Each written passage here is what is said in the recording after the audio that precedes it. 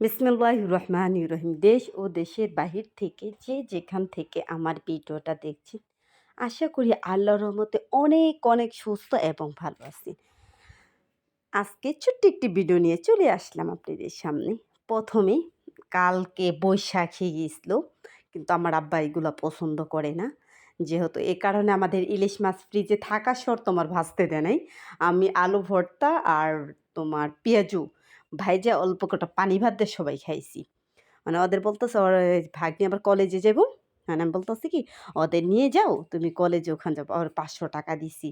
ভাগ্নি আবার ওর ছোট বোন আর আমার মেয়েকে নিয়ে ওই রেস্টুরেন্টে খাইছে। 500 টাকার ভিতরে খাবার খাইছে, কত লক্ষ্মী। একটা কোল্ড কফি নিচে 3 বোনে ভাগ করে খাইছি। দেখেন তো, আমি কো বাবার বাবা কত লক্ষ্মী তো। আর আমি বলতেছে ওদের 500 টাকা দিলাম, 500 টাকা কি হইব? একটা পিজ্জার দামই তো 500 টাকা। এটা বলতাছি। ৩০০ টাকাতে একটা পিজ্জা খাইছি, আইসক্রিম খাইছি, কোল্ড কফি খাইছি। আবার ওদের কলেজে ছাড়ে আবার কিনে দিছি, কোক কিনে দিছি। মানে আমার মেয়েরে আর ভাগ্নিরে, ওরা নতুন গেছে।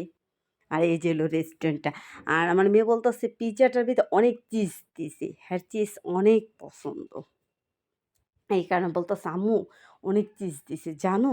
কিন্তু পিজ্জাটা ওই যে যেই রুটিটা ওই বানটা ভালো লাগে নাই।" আর ওই সময় কি তোমার হয় না, ওরা গেছে মনে করেন দুপুর টাইমে, বিকেল টাইমে। আর হয় হলো রেস্টুরেন্টেই হয় মানে করেন বিকেলে সন্ধ্যার পর দিয়ে জমজমাট থাকে।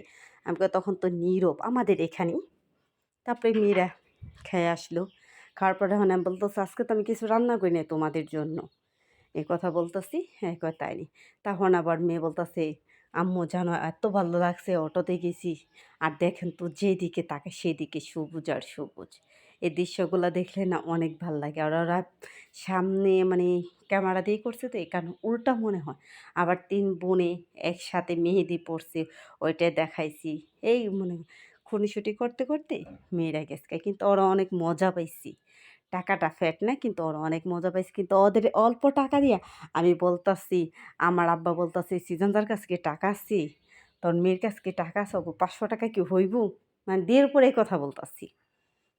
হ্যাঁ, আর যেহেতু ওদের কখনো আমরা একা ছাড়ি না। কিন্তু আমার মেয়েকে তারপরে ভাগ্নিকে কখনো একা ছাড়ে না। তো এই কারণেই আরো বেশি ভয় লাগতাছে। আল্লাহ কিছু হইল নাকি টেনশনের ভিতরে আসলাম। আর কলেজটা খুব সুন্দর করে সাজাইছি। এটা না একটা মিথ্যা বাড়ি। আমার মেয়ে কি বাড়ির কথা জেনে বলল, "আম্মু এই বাড়ি?" আমি কই, "না, এটা হলো মিথ্যা বাড়ি।" মানে আরো কলেজটা এই যে আলপনা করছিল। কলেজটা ওই আবার গেছিল ১০টা ১০:৩০টার দিকে। তখন স্যারে বলতেছে, "তুমি এখন আসছো কেন? তুমি আর তাড়াতাড়ি আসবা না? এখন তো শেষ।" এসে বলতেছে, "স্যার আমি এজন্য আসি নাই। মানে আমার ওদের একটু ঘুরাইতে আনছি।" আর ছিল আরো অনেক মেয়েরা তখন আমার মেয়ে বলতেছে, "আম্মু ওই আপুদের আমি ভিডিও কইরা যদি কোনো সমস্যা হয় এই কারণে আর করে না।" তারপর ওর কলেজে ছাড় কলম সবাই যদি বোনদের কোনো মেহমানদের স্কুলে নিয়ে যায়, সবারই কলম এটা খাওয়াই। এই স্যারটা কলম অনেক ভালো। আমার ভাস্তিও বলতেছে, "না পপি এই স্যারটা না অনেক ভালো। নতুন কাউকে নিয়ে গেলে কিছু না কিছু মানে খাইতে দিব তারই রেস্টুরেন্টের।" এই কথা বলতেছি। তখন আমি আবার মেয়ে মেয়ে ২ জন আবার কোক খাইতেছে, ২ বোন আবার একটু ভিডিও নিছি। আর আমার এই ভিডিওটার মধ্যে অত শিক্ষণীয় অত কিছু নাই। ওদের বলতে পারবেন এগুলা কি? এগুলা তো সবাই দেখে। আমি যেটুকি করি আমি সেটুকু আপনাদের সামনে তুলে ধরি। অনেক সময় অনেকটা কি বলবো? খারাপ জিনিস নেই, সবাই পেঁয়াজু বানাইতে পারে। তারপর আমি যেভাবে বানাই ওভাবেই করতাছি। আর যেহেতু আমি এখানে এক হাত দিয়ে ক্যামেরা ধরছি, আরেক হাত দিয়ে মনে করেন আমি করতাছি, তাই তো বুঝতে পারতাছেন ক্যামেরাটা কিন্তু লড়তাছে। ওভাবে ভিডিও করা যায় না। করতে গেলে অনেক কষ্ট হয়। আর মেয়ে ডাক দিলে তো মেয়ে আসবে না। আর ফ্রাই প্যানটা নিছি। এক ফ্রাই প্যানে মনে করেন ভাজবো। ২ মানে ২ বার ভাজলে হয়ে যায়। আর এটা আমি কি করি, ১ম একটু তাপটা বেশি বাড়াই দিয়ে তারপরে হালকা তাপে দিই। হালকা তাপে দিলে ওটা মচমচে হয়। কিন্তু আমার হাতে পেঁয়াজুটা আমার আব্বার অনেক পছন্দ। এরকম মানে উল্টাপাল্টা করে লাল করে ভাজো, হ্যাঁ, অনেক ভাল লাগে। এভাবে। আর জানি না মসুর ডালেরটা কেমন লাগে? আমরা মসুর ডালেরটা খাইনি, আমি খাইনি কখনো। কিন্তু আমরা সবসময় খেসারির ডালেরটা খাইছি। এটা এই ডালেরটাই খাইছি। আর এটা ব্যতীত একটু আতপ চালে দিলে না বেশি আর আমি আতপ চালটা যে ডাল ভিজানোর সময় দিয়েছে। গুঁড়িটা ছিল না ওই সময়।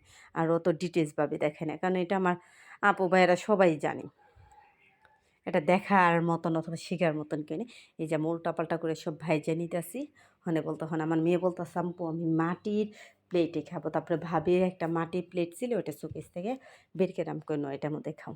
আর আমার আব্বা তো বুঝেন তো বললাম তারা অন্যরকম হাজি মানুষ। তারা এগুলা করে না। তারপর দেখি নাতিদের খাওয়াইছে অত কিছু বলে নাই। করে মানে বলতাছি, "না আমার বাঁচতে ওরা না কেউ যায় না।" কয়, "দেখছো আমাদের বাড়ির মেয়েরা কোথাও যায় না।" হ্যাঁ, না আর আমার বাবা রাতে স্পেশাল আলু ভর্তা। আমার আব্বা বলতেছে এভাবে মানে আলু ভর্তা অনেক চটকায়। মানে অনেকক্ষণ তৈরি করে মানে অনেক মজা হয়। এই কারণে বলতেছি। আমার বাবার হাতে স্পেশালে আলু ভর্তা। কারা বাবার হাতে এরকম স্পেশালে আলু ভর্তা খেয়েছেন অবশ্যই আমার কমেন্টে জানাবেন। আর এখানে আমি পানি ভাতগুলা সকালে পানি দিছিলাম।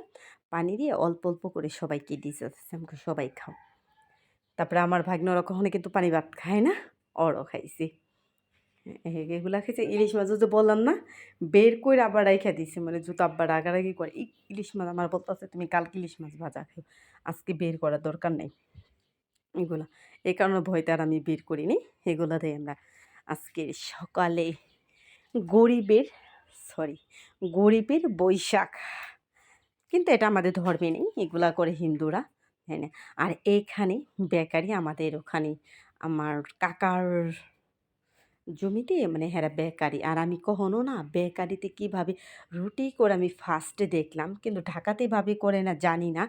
কিন্তু দেখছেন ওরা কিন্তু লাকড়ি দিয়ে এভাবে করতাছে। আমি কিন্তু অনেক নিখুঁতভাবে চুলাটা দেখাইছি। তখন আমার ওই ভিডিও না এই যে বিস্কিটটা এত মজা আমার বাইর করে সাথে, সাথে কয়, "আপা একটা খাইয়ে দেখেন।" হ্যাঁ, আমি না খেয়ে দেখছি। আসলে অনেক মজা। এখানে আবার মনে করেন পাইকারিতে সব পাওয়া যায়। বাহিরে ৳৮০ করে নেয়, এখানে ৳৭০ করে নেয়। আমি বলতেছি আমি একটু ভিডিও করি। কয়, "আপা করেন।" মানে ওদের ব্যবহারটা অনেক ভালো। করেন। আর কেউ কিছু খারাপ দৃষ্টি থেকে দেখে না। স্বাভাবিক এটুকু ময়লা হইবই। তো অন্য কোনো ময়লা না, তেলাপোকা এগুলা ওই ধরনের নেই। হ্যাঁ, হ্যাঁ, আমি না দেখে অবাক হইতেছি। বাইর করতাছি, করতাছি। আমি কই এভাবেই করে মানে পাকার ভেতরে মানে এক সাইডে কতগুলা কয়লা, কয়লা আর এক সাইডে মনে করি ইগুলা যে ওই তাপে এইগুলা হয়। মানে যা আমরা যে ওই যে বলে না অ্যা নাচতে না পারলে উঠান বাঁকা। আমরা তো পারি না তা আমাদের জন্য অনেক কঠিন এই কাজটা। আমাদের জন্য অনেক কঠিন। কিন্তু যারা পারে না তাদের কাছে সহজ। এটা যেকোনো কাজের ক্ষেত্রে হোক। হ্যাঁ, হ্যাঁ, তারপরে একে, একে সব এগুলা বানাইলো। আর গরম, গরম আমি কেক, রুটি, তারপর বাখরে মানে জানালা তো কাঁদছে। ও দেখছেন? নিখুঁতভাবে এই যে এই সাইডে কিন্তু কয়লা আর ওই সাইডে এগুলা দিছে। হ্যাঁ, ওই যে একটা কি যেন ওটা দিয়ে টাইনা, টাইনা বাইর করে। এই যে এটাতে টাইনা, টাইনা বাইর করে। এই আমি কিনে নিয়ে আসলাম। আমাদের ওখানে আবার আব্বার সাথে গেছিলাম। আ যাওয়ার পর আর দেখেন কি সকালবেলা হঠাৎ করে কিরকম মানে অন্ধকার কইরা মানে তুফানের মতন আসছে।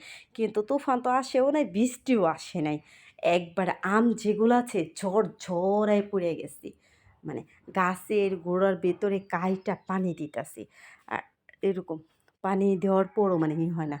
আর এখন তো বৃষ্টি না আসার কারণে আমাদের বাসায় যত গাছ আছে সব আম ঝরঝরে পড়তাছে। আমি আবার ওগুলা দেখাইতাছি। মানে ওই যে বললাম না ক্যামেরা নেই করতাছি। আমগুলো সব ঝরঝরে পুড়ে যায়। এই আমগুলা হয় না। এই বলতাছি। হুম। অনেক আম ধরছিল। কিন্তু ঝরঝরে পুড়ে গেছি। মানে আমার মেয়ে আবার কয়, "আম্মু, আম্মু আমি ওই যে আমাদের আমতলার বড় আম গাছ আছে ওখানে আর এগুলো ছোট আম গাছ এটা হলো ঘরের সামনে মানে লাগাইছি। আমগুলো অনেক খাইতে অনেক মজা।" পরবর্তী ভিডিওতে অবশ্যই যদি আমি গ্রামে আসি তখন দেখতে পারবেন। আর আমি গ্রামে আসলে কিন্তু প্রচুর আম খাই। আমাদের বাসায় অনেক আম গাছ ছিল। কিন্তু না যে আম গাছগুলা মজার, মজার না ওগুলাই কাইটা ফেলাইছি। আমাদের একটা শিমুল তোলা ছিল ওটার সাথে ২ টা গাছ জয়েন্ট করা ছিল। আল্লাহ হাফেজ।